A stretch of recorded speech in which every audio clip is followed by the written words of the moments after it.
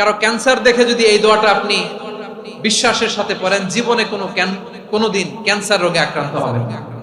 দুর্ঘটনা দেখে যদি পড়েন, ওই দুর্ঘটনা আপনাকে স্পর্শ করবে না। যে কোনো কারো বিপদ দেখে যদি কোনো বিশ্বাসী বান্দা এই দোয়া পড়ে, বিশ্বনবী বলেন লাম ইউসিবহু যালিকাল বালা, ওই বিপদ তাকে আর ধরবে না।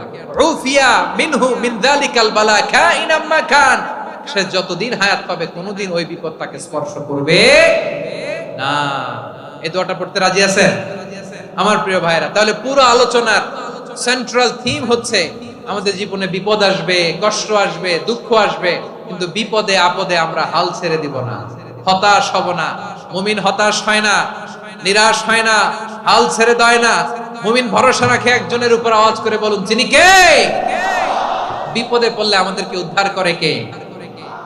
আবার আমাদেরকে যদি কোনো নেয়ামত আল্লাহ দিতে চান, ওইটা কেড়ে নেওয়ার ক্ষমতা কারো আছে? তাহলে আমরা কানেক্টিভিটি বাড়াবো কার সাথে?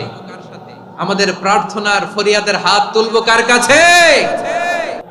বিশ্বনবী বলেন, অন্যের বিপদ দেখে কেউ যদি পড়ে আলহামদুলিল্লাহিল্লাযী আফানি মিম্মা বাতালাকা বিহি ওয়া ফাদ্দালানি আলা কাসীরিন মিম্মান খালাকা তাফদীলা, মানে প্রশংসা সেই আল্লাহর, যে আল্লাহ তাআলা তোমাকে যেই জিনিস দিয়ে পরীক্ষা করেছে আমাকে ওইটা থেকে বাঁচিয়ে দিয়েছে।